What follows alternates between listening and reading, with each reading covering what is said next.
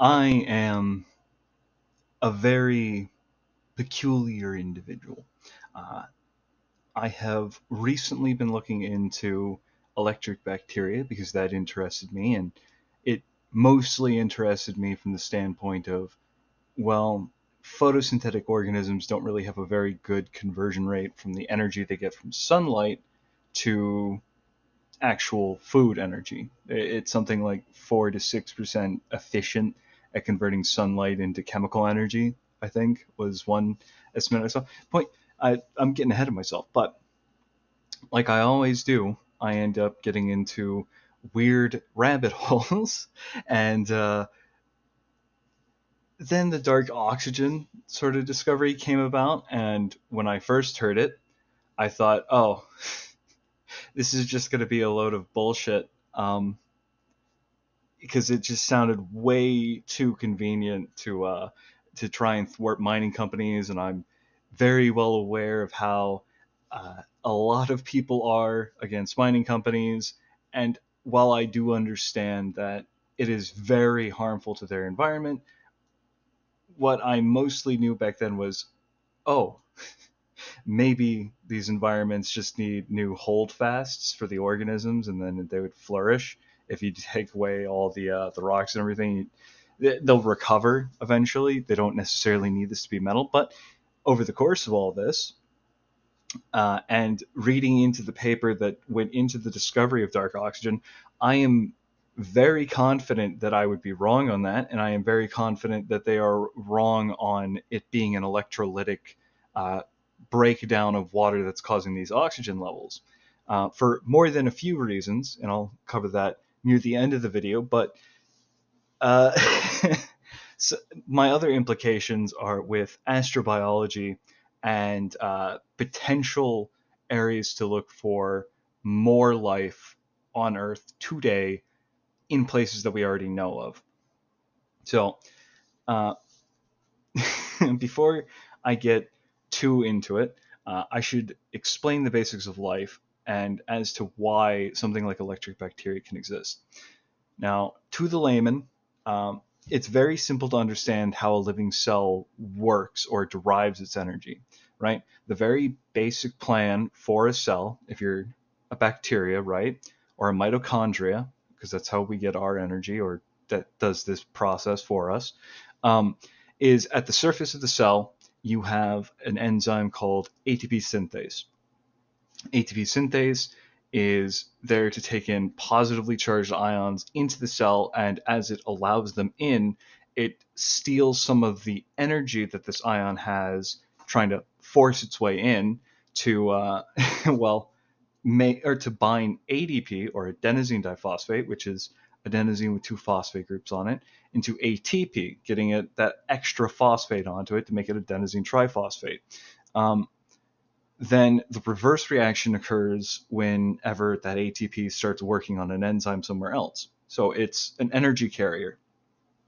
But to get those positive ions to want to force themselves in, most organisms, most cells will they'll burn something. They will take something and undergo some chemical reaction, or in the case of photosynthetic organisms, there are other enzymes or proteins that form these different channels on their cell surface that absorb the light from the sun and cause it to force out a positively charged ion.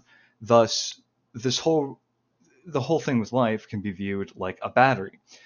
When you separate out charges, you are basically storing potential energy, and then to get the the energy carrier molecules that life uses, they will allow for these ions to sort of balance out, namely positive ions coming in.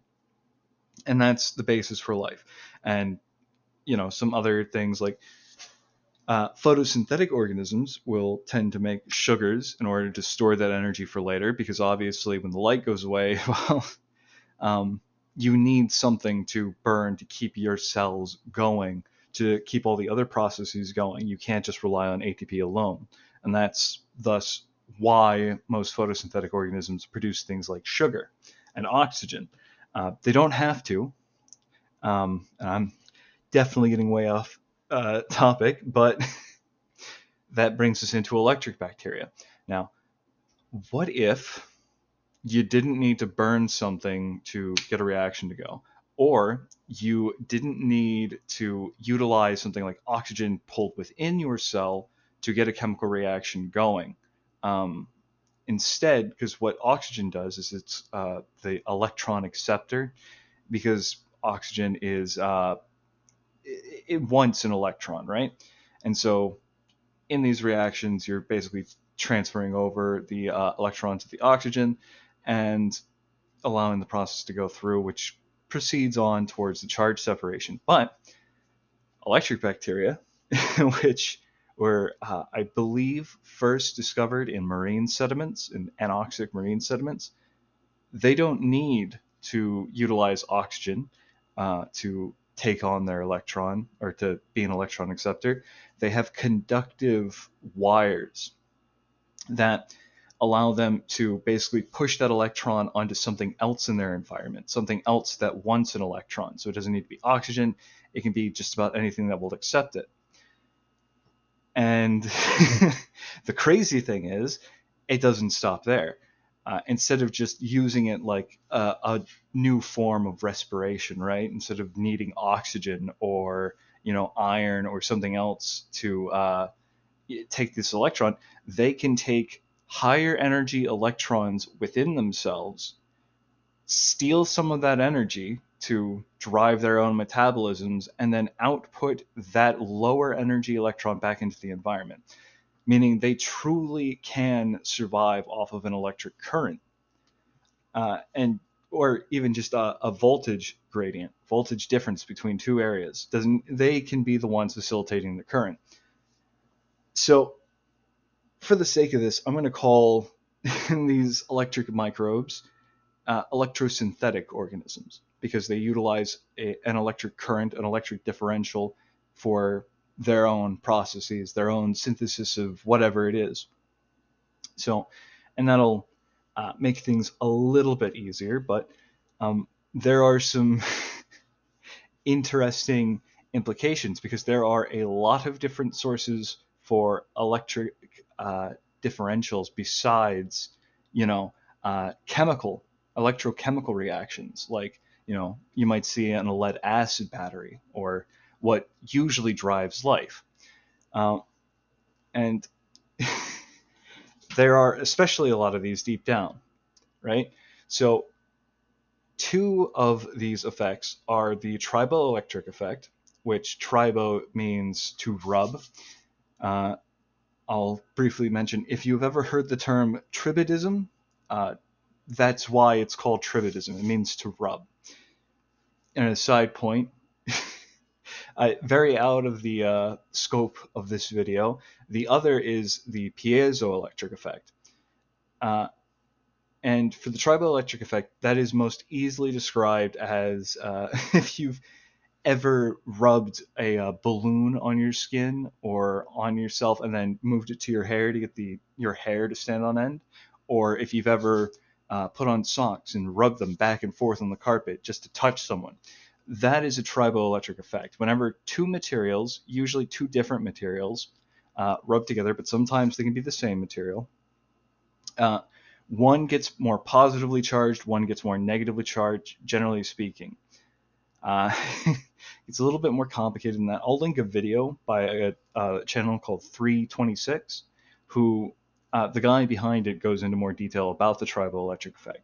The other effect is the piezoelectric effect. Now, this occurs within something like quartz. Quartz is a piezoelectric material, and when you squeeze it or compress it, it produces an electric current, or it, outputs out electrons, right? And likewise, if you put an electric current into it, it expands, it deforms. It responds to current, and it creates current this way. And obviously, quartz is everywhere.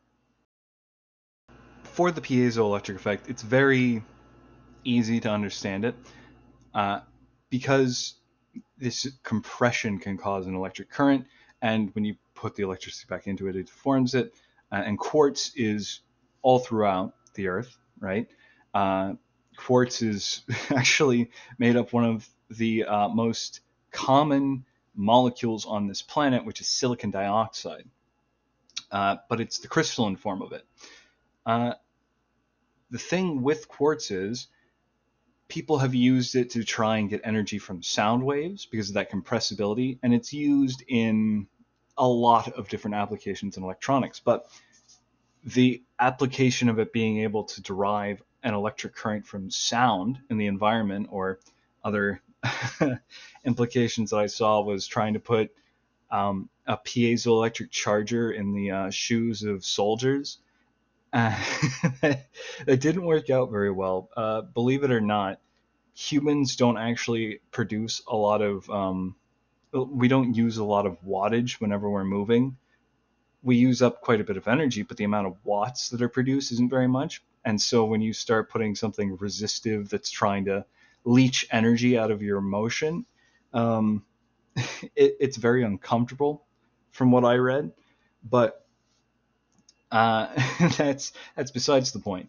The fact that sound and compression can cause these currents, and that we do find life everywhere on this planet, including within rocks miles beneath the surface, means that there is the possibility for uh, electric bacteria to be in colonies in sort of quartz mineral structures, and deriving their energy from just the ambient sound of the earth and earthquakes and little tremors, producing these little spikes in activity that the electric bacteria can then utilize to energize themselves. And with the triboelectric effect uh, in nature, the most stunning example of it, in a sense, would be lightning. As storm clouds shift and move above, it I don't know for certain if anyone's going to. I'm pretty sure that people call it a triboelectric effect. It is right within that sort of area. You know, you're mixing up things and it causes charge separation, which is basically exactly what you do with the triboelectric effect. So, but lightning is a very, very obvious and ubiquitous example of the triboelectric effect on Earth. But it's not the only one. Of course, there are the other personal examples, but water flowing, and we'll get back to that, through some things can cause a triboelectric effect. We'll get into that later. But now that I've explained those two things, and with the triboelectric effect, another thing would be like if plates were sort of slipping past one another, they might produce some charge, but that would be such a minuscule charge on the whole that it wouldn't really matter. It would be more a constant flow that would be of importance for these things, and with some kind of ion in it that can help separate out charges. Something for the charges to, either take electrons or to deposit electrons. I won't get too much into it, but for looking for electric microbes far above and deep below, there is a few different areas. Now, some of the other planets out there we think are dead, or at least appear dead, but may have life, would be Mars, Venus, and the Moon. I think all three of these bodies have the potential for electric microbes or electrosynthetic organisms to exist on them in some form or another. For Mars, Mars has its own version of lightning. In the dust storms that blow past and around in the atmosphere, there will be lightning. It's not as violent and as refined, or, well, not refined, but as thin as ours. Apparently, it glows more and it accumulates over a wider area, but Mars is lightning. The blowing of wind on the dust causes electric charges to be a thing, and this is also kind of true on the Moon. More so true that the sun and charged particles causes, the dust to itself become charged. But we're still talking about Mars here. Um, Additionally, Mars also has the potential for photovoltaic effects, as while iron oxide or ferrous iron, I think it's either ferric or ferrous iron, which is that red rusty iron, can be a photovoltaic. It's not used with photovoltaics because it's a very poor conductor from what I remember. But it does have a photovoltaic effect, meaning the red sands of Mars should be accumulating certain charges to them. And if you look at the rover and everything, dust does like to stick to everything, which is what you expect with something statically charged. It tends to stick to an object or some object with the opposite charge. But the other thing with Mars is that Mars has a weird habit of seemingly producing methane based on the seasons. It produces something like 270 tons of methane every year, I want to say, is what I read from Wikipedia. But it's also linked to the seasons, which is weird because the only other normal source we can think of for methane production, aside from weird like electrolytic activities, which require, well, freestanding hydrogen, which Mars doesn't have, is that it would be from volcanic activity, or rather geothermal processes, which would require very high temperatures, and you wouldn't expect it to really seep out so much onto the surface because there aren't really a lot of other volcanic gases, to my knowledge, that Mars has in its atmosphere.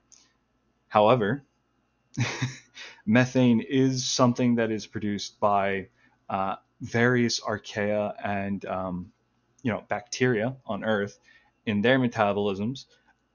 So it's not entirely out of the realm of possibility that there are organisms producing methane on Mars utilizing carbon dioxide and hydrogen, or, well, not hydrogen, water, carbon dioxide and water,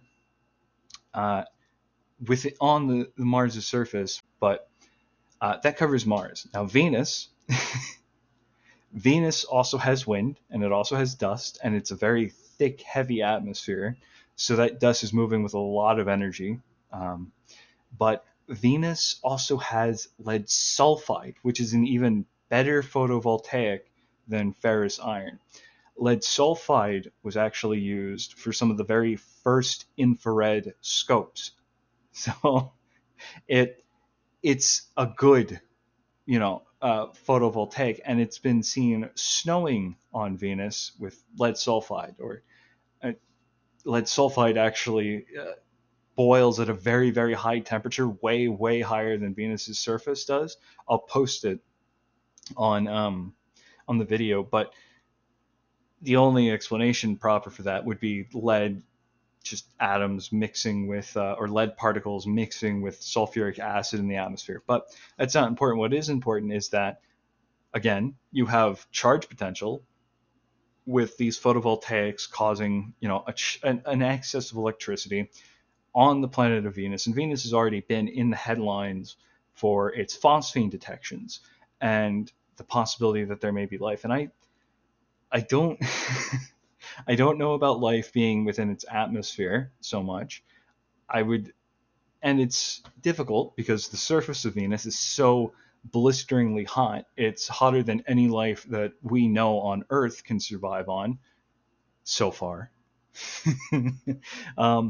But my own idea for this sort of life would be something not necessarily that uses sulfuric acid in the atmospheres, but something that gets stuck within rocks that have these charges and thus doesn't have to worry so much about Venus's extremely dry habitat, because Venus doesn't really have a lot of liquid water. It doesn't even have a lot of hydrogen on it. It is very scarce in hydrogen, the element. And most of that hydrogen in the atmosphere is locked up in things like sulfuric acid and various other little acids. So just for that, I think it would be better if they were on the rocks, but other people have done, that's out of the scope for this video. But the next one is the moon. And the moon, I think, is the most promising potential for finding life that, may be out there, and electric organisms especially.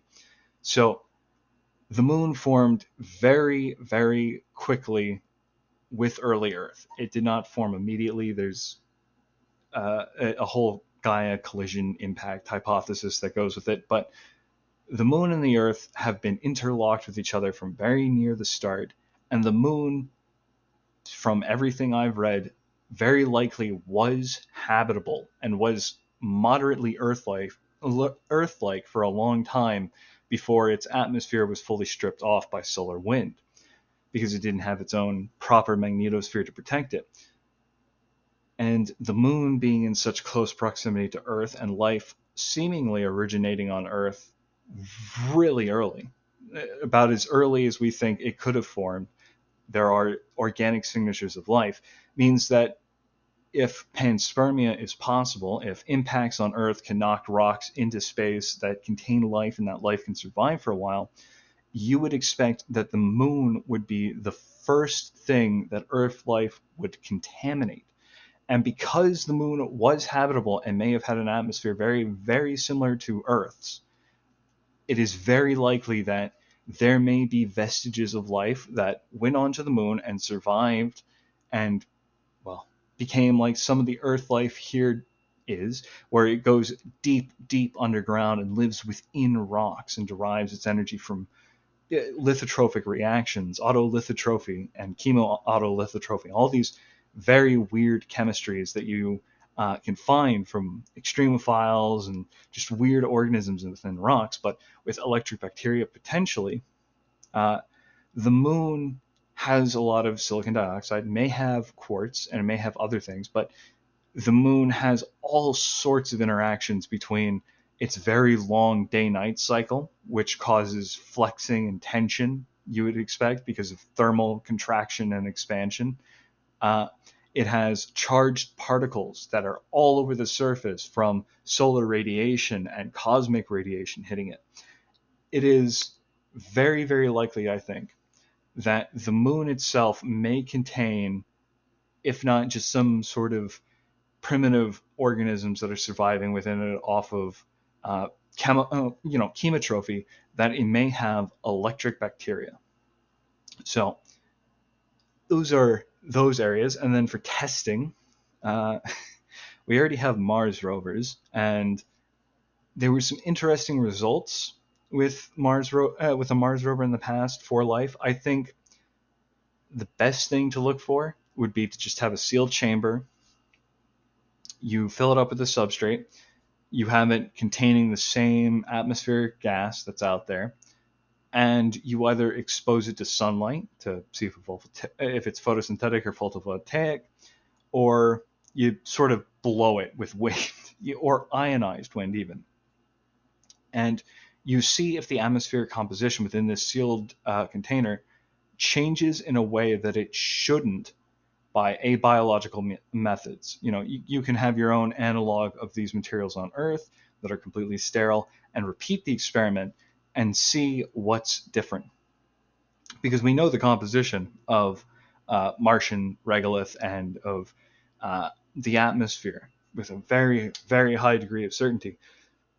But if the results defy those expectations and they defy the abiological controls, then that is, I think, the best indication that there is something like electrosynthetic life on Mars that interacts potentially with the perchlorates in the soil, with the electrosynthetic microbes maybe, using it as some kind of electron acceptor or various different options, right? And that they may be behind the methane detections. So we'll come back to Earth now. And deep below, there are a few areas where there may be electrosynthetic organisms. I'll cover the first two, which is groundwater and underwater rivers, as well as geysers and hot springs. The flow of ion dissolved, water with ions in it, over certain materials can cause an electric current. And I'll post in the description a link to a video by Applied Science where he goes over electroosmosis. Now, the electroosmosis has two sort of conductors on this filter and the filter is just glass. And what he does is he applies a voltage and he can actually force water one way through the filter, and using a syringe can apply it back. If you force water through this filter, it actually does produce an electric current. And if you impede its force of, when you have a current running through it to try and force water through, and you impede its ability to push the water through because you block one end, it actually drops the current. So that is an example of a kind of triboelectric effect. It's within the realm of it all. That is something that just, again, works with the most common molecule on Earth, silicon dioxide. Same thing with the hot springs, except it's now very hot and has all these other things in it. And we usually associate geysers and hot springs with chemotrophs, archaea and extremophiles. But it may be that deep down within the water, or deep down within the geysers and the hot springs, there may be organisms on the surface coatings of these geysers, these hot springs, that are deriving energy from just the passing of water over the surface. Additionally, to sort of support that groundwater and underwater rivers things, the most recent find I heard about electric bacteria was from this one article I was reading, was they sampled a well from Death Valley, and the typical way, from how the article explained it, was to try and figure out if there were electric bacteria within these samples. They would put electrodes into the substrate or into the solution.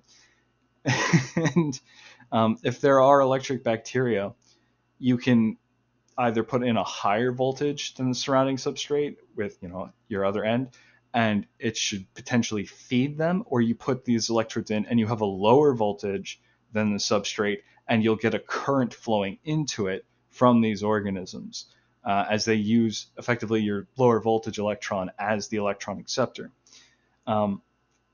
So there's already a case to be made that within groundwater, because of that one electric bacterium, I'll link it if I can find it, that there already exists electric bacteria within groundwater, and thus it can be extrapolated that they could potentially exist within geysers, hot springs, and other underground, and plus underground rivers, which is just interesting, and we'll get further into it. The other two examples down below, before we get to dark oxygen, is brine pools and hydrocarbon deposits. Now, Geobacter, I think it was, I was looking into. Geobacter apparently can do some very weird things with random hydrocarbons to actually produce its energy. Where there's probably, because it's a hydrocarbon of some certain charge, it's not neutrally charged, and it's being interacted with, and the Geobacter is basically being the middleman between reactions that want to occur, or it may be catalyzing them without enzymes, but instead the electrical potential differences between two different molecules. I don't know. I haven't admittedly read more into it, but the fact that they could potentially interact with just random hydrocarbons makes me wonder if there isn't a presence of electric bacteria within oil deposits, oil shales, natural gas deposits, tar, asphalt. So that would be one of the other areas to look into. But the brine pools, I think, make a better better case, because the brine pools actually have, well, for one thing, salts, ionic bonds. They are just charged in their own way, usually. But there's a massive reported difference in the pH of the brine pool and the surrounding water that's associated with the verticality of it. So the further up you go from the brine pool, maybe a couple of inches, the greater the difference in pH is between that and the brine pool deep under the ocean. And I probably should have mentioned this for the for the people who don't already know, brine pools are these ancient deposits of salt that start to percolate up deep under the ocean and sort of form these super saturated pools of salty water that, because they're so saturated and because of the materials they're made up out of, they don't mix with seawater very quickly or rapidly, and they remain pretty much undisturbed. Well, I say undisturbed, undissolved into the greater oceans, despite them being from ancient ocean salt deposits. Uh, what's more is, usually when these, these brine pools are looked at, it's looked at from the chemotrophic angle because these brine pools tend to have hydrogen sulfide in abundance.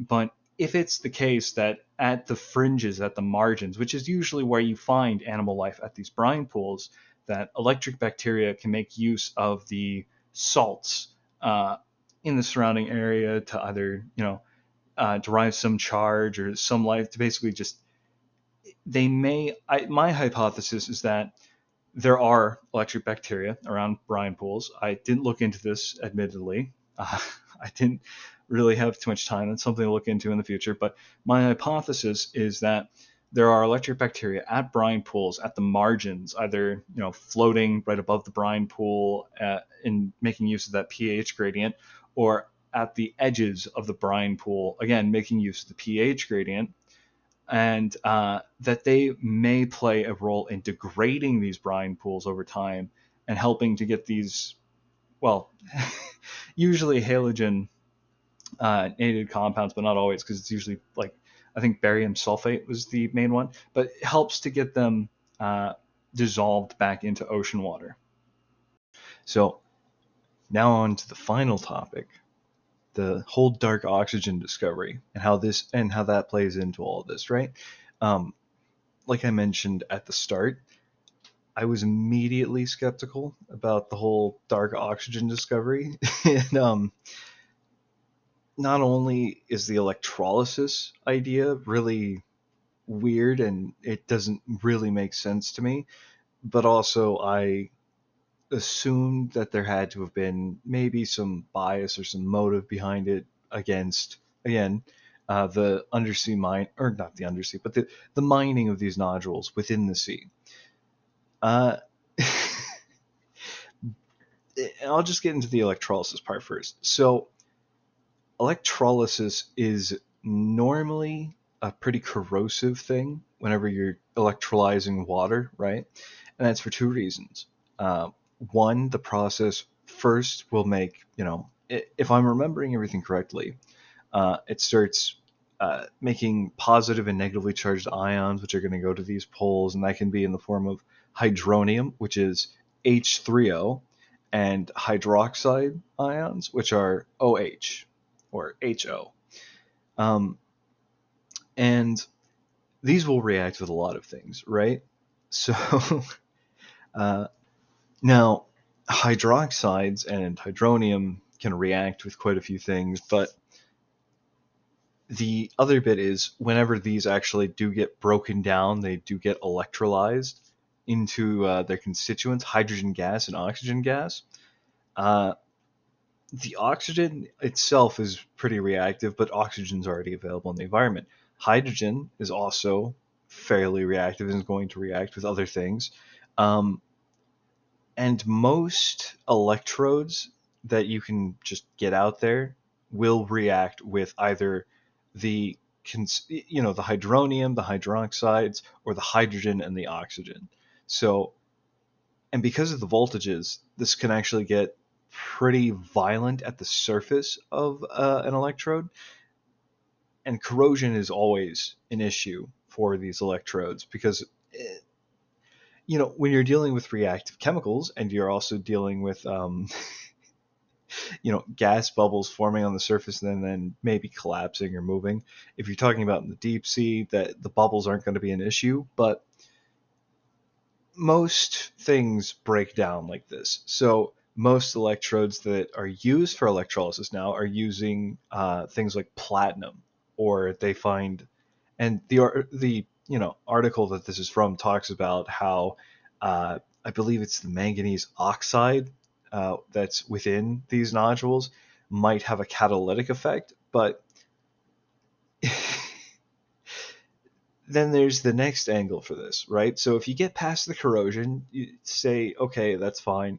These things are incredibly slow forming, so if there is any corrosion, it's going to be very noticeable, and maybe that is something that plays a role and keeps them from getting too big, but I've seen some pretty big nodules out there, so I don't know about that. But the other thing is, uh, there are no free lunches in physics. So they put forward this geobattery idea that the voltage is caused by sort of internal mechanisms, or I'll have to read into it again, but like the exchanging of ions within the inside of it. But these things again form at like 1 to however many millimeters per million years. That is so slow forming, and you would expect that if there's like an exchange of ions going on, they would have already been exchanged, right? And there's nothing in the ocean to charge them to cause the ions to shift, aside from maybe that triboelectric effect. But if there's a triboelectric effect going on, well, I mean, I'm going to be honest, uh, then there's the third point, which is, as I've covered, electric microbes are already here on Earth. And in fact, most of the electric microbes that have been found, from what I could read about, are from marine sediments. Usually deep sea marine sediments, from what I gathered, which means they're present here. And if they're present, almost certainly within these nodules cover vast areas of the planet, in the Pacific Ocean and the Indian Ocean. So why wouldn't there be these vampiric electric microbes attaching themselves to these geobatteries, sapping away energy to the point where it would prevent electrolysis because they have their own reactions to go off of, right? They don't need this high voltage gradient.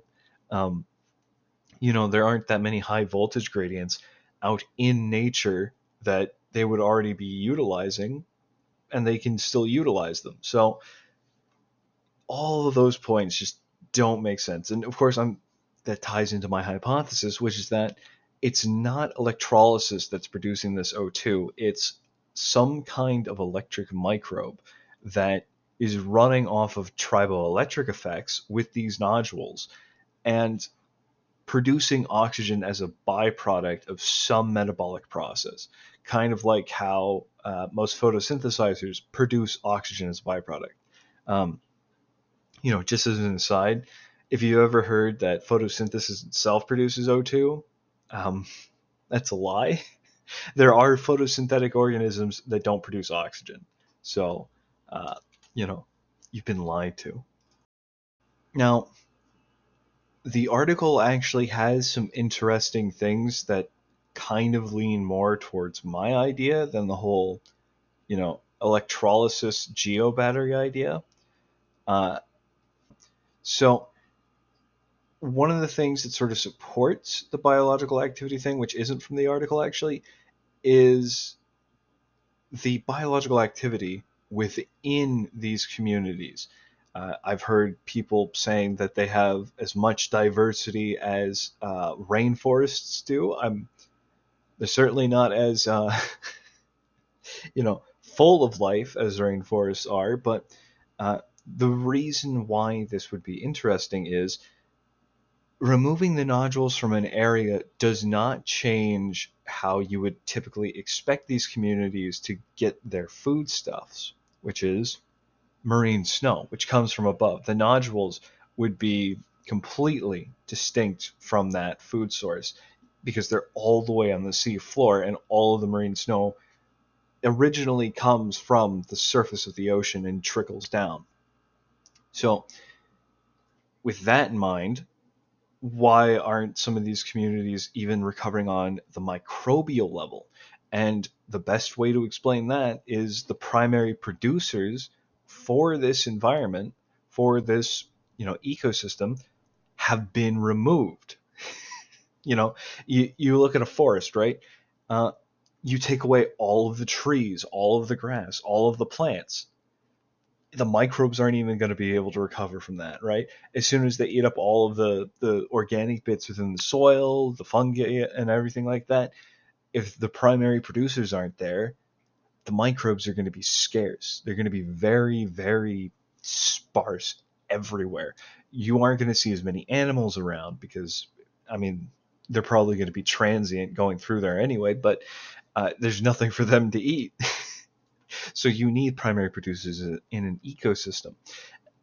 And with, most marine communities, you do already have the marine snow angle, and most of these nodules are in the open ocean, like the middle of the ocean, well far away from land, so the amount of marine snow might be scarce.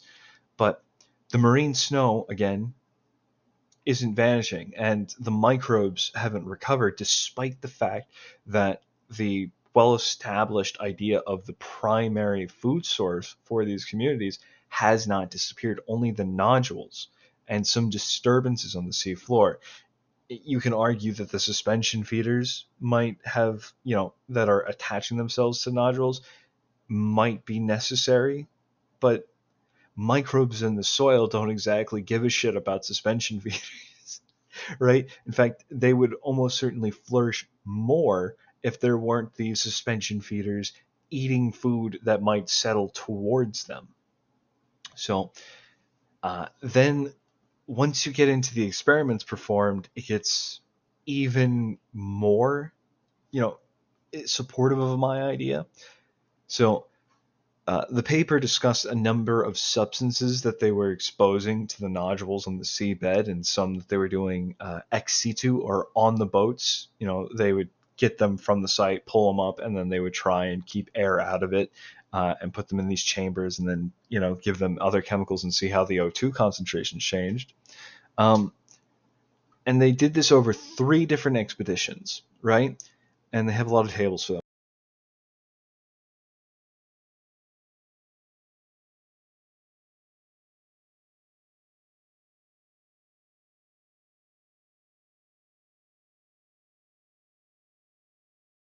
Um, to sort of explain the experiment. So these landers would come down, and from what I gather, it's basically like an upside down cup that slams down on the seabed, and it has doors to like grab up sediment and then come back up like a claw machine at some arcade. But it starts with the things open, and it doesn't close until it doesn't capture all that sediment until the experiment's being pulled back up, right? So inside of these, the normal procedure was they would inject the material, they would spin the water within this chamber, which again is sealed down onto the sediment, just to get it all sort of mixed around after the sediment had settled. And then what would happen is it would just constantly stir, after that first hour until the experiment had ended. So there was always that stirring of water, that spinning of it. And if it's a triboelectric effect, I mean, well, you've got all that turbidity going. But from there, we get into 3 different injection types. So one of them is what they call dissolved inorganic carbon something. DIC, or DIC would be the acronym for it. Very classy. And that's essentially what they did was they put in baking soda, and it would be combined with ammonium chloride. That was one of the injection types. The other was filtered seawater, and then a third was dead algal biomass, or as a different acronym, DAB.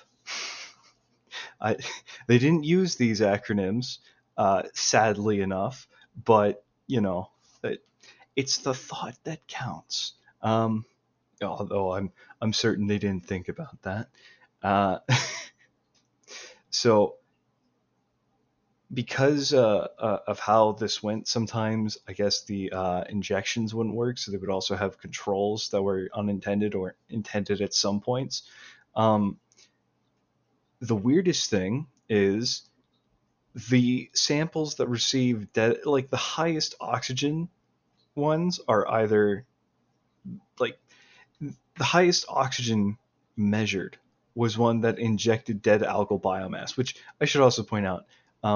Specifically, the kind of algae they were using was a type of diatom that they cold filtered. Everything was filtered first to leave out contaminants, I guess. Uh, it's actually a type of diatom I didn't know about before, but I'm not very knowledgeable about diatoms. Looks very beautiful. Uh, they would squeeze it through a filter, basically just getting all the good stuff out. But the highest oxygen ratings of all of these expeditions are either dead algal biomass or tied with dead algal biomass. So it's really, really, really, really weird if you're talking about an abiological origin for this when you're supplying what could be considered a type of fertilizer and also oxygen sink to it, but the oxygen concentrations get to the highest points. So it's just a little weird, uh, the actual the dick plus ammonium chloride stuff that that never got to high levels, and I guess stopped using it after the first expedition, except for the XC2. Um, well, the XC2 experiments, and I'll get to those later because I didn't like the XC2 experiments they did. I think they underperformed and they made some weird choices, but it's partially not their fault, at least for the underperformance, because they clearly didn't seem to do a lot of sample retrievals, and they could only really do the XC2 experiments, fucking voice crack, on the samples that were retrieved. But so we'll go over the first expedition now, though. The first expedition was the one with the most diversity of tests or kinds of tests performed with injections. From that red line that has the gap in it, that gap is just when the sensors weren't reading, so they didn't have data for it. You get what ends up being the highest O2 rating tied with dead algal biomass at the end. The green hues are all of the dead algal biomass injections, and the blue are the DIC plus ammonium chloride ones. That black one is the external measurement, the measurement of the O2 outside of the vessels. And for whatever reason, that's the only time is in this expedition, the first one, where they actually took that external measurement. I'm kind of sad about that. So, but it's very weird that in this expedition, it almost seems like the inorganic carbon and the ammonium chloride are kind of hindering things. I kind of would have expected, a carbonate to maybe react with something, or maybe the manganese, or not the manganese, or the ammonium chloride might. I guess these nodules do actually have a lot of carbonates in them, so, but if that's, voltage driven, you've increased the salinity with potential electrolytes. I assume baking soda and ammonium chloride can be used like electrolytes, so it's just very weird to me in that regard. But on to the next expedition, which has the highest O2 concentration. Same scale to the graph, and you can see how fucking high that green hue is. The green hues in this are dead algal biomass, and the yellow hues, and yellow and orange, are the controls, the ones where they didn't really inject anything. And holy shit, just look at how fucking high that one went with the dead algal biomass. And then it, of course, plateaus, but again, it's very weird that this expedition and the last one, and then the one that comes after this, the highest O2 concentrations are all these ones that introduce organic matter and stuff that would be nitrogen and phosphorus sources for these deep sea microbes, which would facilitate bacterial blooms. It's really weird for an abiological origin, isn't it? This second expedition, by the way, is also the one where the stirs were on constantly. There was no 1 hour period where they weren't going. They turned on as soon as they, suctioned down onto the sediment or dropped down onto the sediment, and they didn't stop until they got pulled onto the ship. Expeditions 1 and 3 both adhere to the normal schedule. Going on to Expedition 3, basically more of the same, but without that massive fucking spike of a result. Overall, it's kind of weird that the one with the most stirring also had the most oxygen, but that one's an outlier. It seems like a bit of a fluke. But it's also weird that the DIC, the dick and the ammonium chloride seem to hinder things in the first one, which is weird from the geobattery angle, but I've hammered that nail in. Now on to the XC2 experiments. The XC2 experiments are not fun. Not fun to look at. My main, like you can see right there, I hopefully I've put it up onto the screen for you. The control has the highest O2 concentrations, okay. And the nodules are pretty much just on par with all of the other ones. That nodules one, by the way, so all of these are with the sediment, right? But the nodules one is just 4 nodules, I think, was explained in the paper. The mercury chloride one is specifically there as a measure to try and rule out a biological cause for this oxygen, because in the paper they do reckon that some microbes, and they know of at least one microbe that produces oxygen in the presence of ammonia, or some nitrogen like nitrate or nitrite. I can't remember specifically what the conditions are for producing that oxygen. They just know it exists, and they also know that mercury chloride will fucking nuke it. So they employ that, and weirdly enough, you can't really explain that oxygen concentration with the ammonia, if it is the ammonium chloride that it would be using, because some of the weakest results are the ones with the ammonium chloride in it. But it's a little hard because the sample sizes on all of these tests are kind of small. It's only like 2 or 3, I think, each. I can't remember. But the literal poison that was put in there did not actually really affect the oxygen measurements that much. The least affected, or the highest producing examples, were the controls. Undisturbed environment, which would be a little weird. Again, I'm hammering in that nail about exposing baking soda and ammonium chloride stuff and thinking that it must be an electrolytic sort of voltage thing. When you make the water saltier with, I assume, our electrolytes, and it doesn't increase the productivity or the effectiveness of the oxygen production. And of course, they don't measure hydrogen in this. They only ever talk about hydrogen in this paper in the context of electrolysis and what it does in breaking up water into hydrogen and oxygen. Then from there, we got to get to the next part, which is how could even my electric microbes in this hypothetical scenario survive the mercury chloride? Because there is net oxygen production. I should mention before, all of those examples in that test figure are net oxygen production after the samples were retrieved. They measured the oxygen production, they sealed them up, and then they measured the oxygen production after a set period of time. So how could this be that something is surviving that mercury chloride? Well, Geobacter handles chlorinated or halogenated materials. It can derive its energy from halogenated materials, like mercury chloride is. Chlorine is a halogen.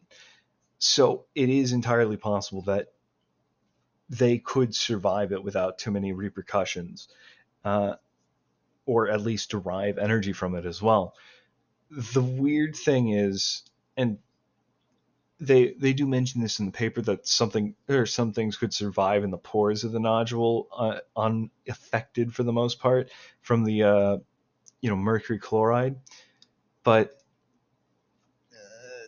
if it's something like Geobacter, it's probably resistant to heavy metals, because I do think I remember there being some indication of heavy metals being present, at least in higher quantities than the surrounding environment.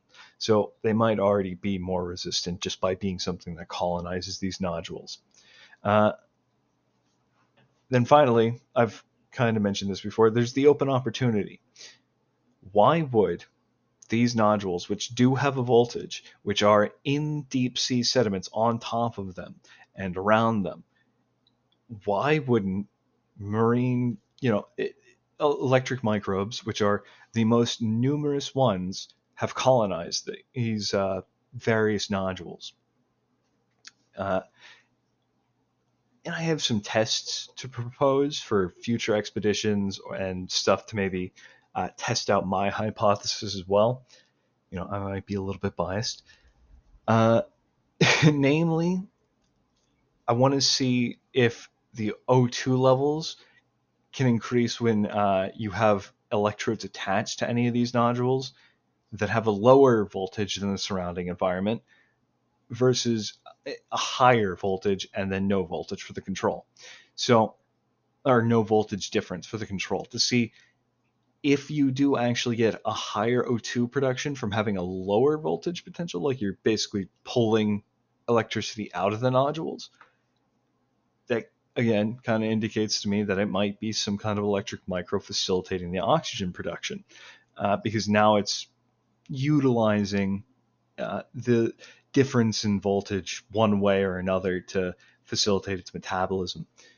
So the next test would be if to look at the triboelectric properties of these nodules. Now, these nodules do have very rough surfaces, and although they don't have the most surface area because they're generally rounded, that rough surface does increase the surface area. But I would like to see the potential. I believe it probably has a different name, but different materials will either have a predilection towards building up a positive or a negative charge, and I would like to see the relative charge difference between these nodules and, say, seawater as a material. It would be interesting, and it has some other implications as well. If the electric synthetic microbe hypothesis that I'm putting forward has merit to it and actually turns out to be the truth. Next, I'd like to see how stirring up these chambers versus leaving them stagnant affects oxygen levels. So, say you run this experiment again and then you don't stir it up at all, right? And then you stir it at some point near the very end to check oxygen levels. Does the oxygen content increase or decrease regarding how much stirring you have? So if you go in there and maybe you stir it, or you have some other method to clear off the sediment from these nodules, and then you don't agitate the water to effectively produce a triboelectric effect, how does the oxygen level differ between different expeditions or different tests that not only move some of the sediment off, but are continuously stirring to continuously get the water to flow over these nodules? If the oxygen production is more correlated to the stirring, again, I think that is pretty indicative of at least my idea that this is triboelectric and not a electrochemical reaction going on here, or at least primarily a triboelectric thing. Then there would also be getting hydrogen measurements, and also doing tests where you, as an injection, have just the nitrate and phosphate, nitrates and phosphates that microbes could take up, right? That would be just normal things. Like, I used to have do brewing at one point, or I used to do brewing, and I used to have yeast nutrient, and I remember that was diammonium phosphate and urea. I don't know if deep sea microbes would want piss and ammonium phosphate, but whatever resources turn out to be a good source of nitrogen phosphorus for these kind of microbes, I would like to see if the O2 measurements and so on also correlate with this. And I would also like to say for the XC2 experiments, I was very, very upset at the idea that they had these sediment tests and the nodule tests, but they did not have nodule equivalent exposures to these different chemical exposures. If your proposal is that these nodules are the source of some electrolysis, right? Why not try and get the nodules in isolation and expose them to these various different injections in the water? So the mercury chloride and so on and so forth, to see how they affect. Because one thing I will say from personal experience, my grandfather used to have a pool, and I was sort of taking care of it at some point, but we ran out of chlorine, and I didn't have anything to put in there. And a giant fucking algal bloom occurred, probably because that water had never been like removed, so it had been building up all sorts of dead shit, all sorts of phosphates and nitrates in the water that had never gotten removed.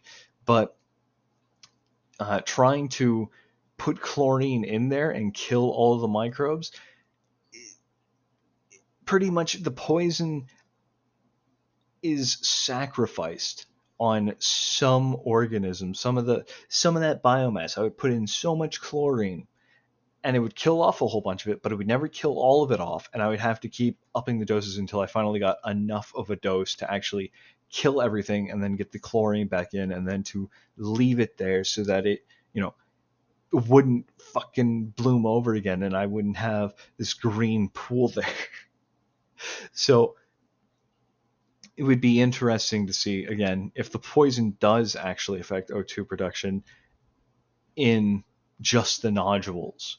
I would also like to see those XC2 with both a stirring bar active and no stirring bar.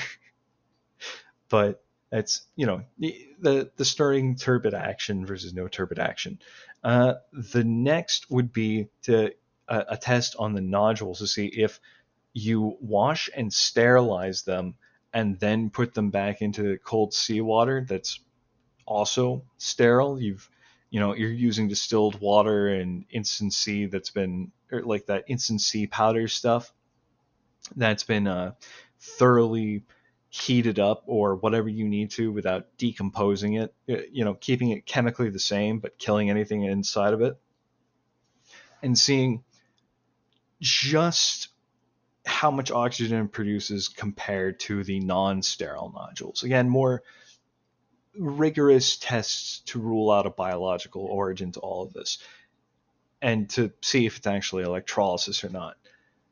The next thing would be any kind of live specimens from the nodules to see if you can, culture anything from, because with electric microbes, if you take something like graphite electrodes, you can get them to actually adhere to the electrodes and live off of them. And so the interesting thing would be to try and culture whatever is on these nodules on graphite electrodes, see if anything gets on them, and see if they produce a net amount of oxygen if they do. Again, just more biological versus non-biological. And then, having a version of that where you try that with the no version. Now, all of this is fine and good, but why would this have evolved? Most bacteria don't produce oxygen unless they're photosynthetic. But even then, not all of the photosynthetic bacteria produce oxygen. Most bacteria are either net consumers of oxygen or are not producing any and not consuming any, really. So how could this have really evolved, or why would this have evolved? My hypothesis as to how this could have evolved, if this does turn out to be true, is that if these nodules, right, they require oxygenated waters to form in. Now, even if these microbes do not consume oxygen themselves and don't really react with it through some method, so they're not taking it up by just existing and having stuff oxidate that they have to, shed or repair or whatever, uh, the animals and other microbes that eat them are very likely to consume oxygen in doing that. So because of that, if you have these microbes in a community living on the very first nodule bits in an ecosystem starting up, and they don't produce net oxygen, the oxygen content of that little biome is going to decrease, assuming there's not a whole lot of current, but there probably wouldn't be. But you get the idea. The oxygen levels aren't going to be very high in that environment. And we're talking deep sea, so oxygen would be slow to come down from the surface. So if all of these different, if there's a flourishing community because there's a good current from triboelectric effect, then it's also consuming a lot of oxygen at the same time. These communities can't have these nodules grow anymore. And so any marine snow from above is going to bury these nodules, and a buried nodule is not one that can undergo the triboelectric effect through seawater. So it creates a dilemma for any that do not produce oxygen, and thus the necessity to start producing oxygen. Now, one of the sort of reactions was, I think, the indirect uptake of electrons for these, quote, electric eaters, unquote, in that one infographic I posted, where they bind an electron to, I think they call it a proton, but you get the idea. And they eat the hydrogen.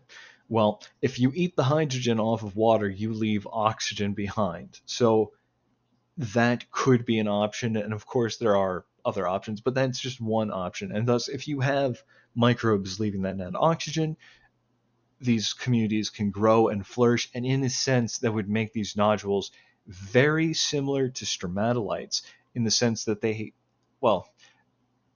may not necessarily be forming these nodules, but they're helping facilitate the growth of these nodules. In a way, the nodules probably would have formed without them anyway, although there is some concern with like marine snow getting on them and nothing to clean it off. But if there is something for, say, a snail to eat, it might also remove that layer of marine snow as well. But that's just more speculation. And so that would make these microbes not only something, or these nodules not only akin to a kind of fossil, like a stromatolite is, but also means that these microbes would be ecosystem engineers. They help facilitate the growth of their own sort of ecosystem by producing the oxygen, helping facilitate the growth of these nodules. And they may even, as sort of a side effect, or to help build up more surface area for them to grow, they may actually help these nodules grow in size over time. And I would be very interested to see if in the fossil record for these nodules, if there's a certain point at time where they become either more abundant or increase in size, and continue to stay like that. I think that would indicate a possible little breakthrough where you've got some microbes that are really pushing this all along. But that's enough about my hypothesis, right? Now onto the final notes. So I think if this is actually triboelectric, this is kind of good news and bad news for the sea mining stuff. It's good news because that means that you could mine these areas potentially and be able to restore what you have destroyed or leave it open to being recovered. And namely, that would be through replacing nodules with some kind of cheap material that has very similar triboelectric properties to those nodules, which bacteria could colonize again and then restart the ecosystem. Because my original idea when I heard about the deep sea mining stuff ages back I called it the scotoplane, which is what the proper taxonomic name for sea pigs is, because it was effectively meant to be a sea pig, right? It was meant to be this not very dense sort of robot that would crawl over the ocean surface, and it would gather nodules either individually. It would have been useful more for like a sparse region of nodules, and it would leave behind like a concrete block uh, for new things to grow on. And the idea also behind it, like another pro to it, would be that it would be less environmentally damaging because it doesn't really disturb the seabed too much. And if it's operated by a pilot or an AI, you can specifically have it not take nodules that have things attached to them, a crinoid, some coral, a sponge, whatever. If it can spot it, then it won't take it and it just leaves it. And it only takes the nodules that actually, are clear of things. And then they could put down a concrete block, or rather a concrete, sphere. And then a little bit more of that tangent. What it would do is, because it would try to match the density of seawater, even with its full cargo, and it would go down with basically the equivalent cargo of nodules, but of something like concrete. What it would do to get up, assuming the nodules are denser than the concrete, is it would just apply hydraulic presses to something that has a RO filter on it, or to a chamber that has an RO filter. So as these presses push up, the pressure of the ocean itself forces seawater into that chamber, or into the filters, which then get into the chamber as fresh water, which is less dense than seawater. So as it expands, it's like a balloon puffing up, and then it would just rise to the surface all on its own. So you could have these as autonomous, like little autonomous things that would just float up to the surface. You'd pick up the cargo, you'd get the nodules out, or you'd pick up the machine, you'd get the nodules out, you would put this blanket back down after you refilled it back up with concrete balls, and the blanket would be on top. It's a separator layer, right? And then you would seal it up, and you'd put it back into the ocean to go get more. And it would fill from the top and drain from the bottom. So as this blanket separates it out, eventually the blanket will be at the very bottom, and then you could, when you open up the top, you could have latches or something that keep this separator membrane from to be grabbed, to keep it from fully submerging under the nodules or folding over itself or whatever, and also so that you could hook on like hooks from and then have a crane pull out the whole load, dump the nodules, and then you could dump back in through some other method, like doesn't really matter, the concrete balls, and then put the tarp back over and repeat. That was one of my mining ideas that might not be so valid anymore.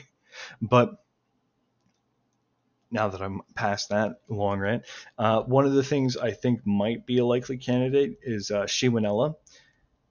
Shewanella is part of the clade Pseudomonodota, and Pseudomonodota does have some members that have the rubisco enzyme, which is the same enzyme that cyanobacteria or plants use, I believe, for fixating carbon dioxide for the whole glucose, the whole Calvin cycle in photosynthetic plants.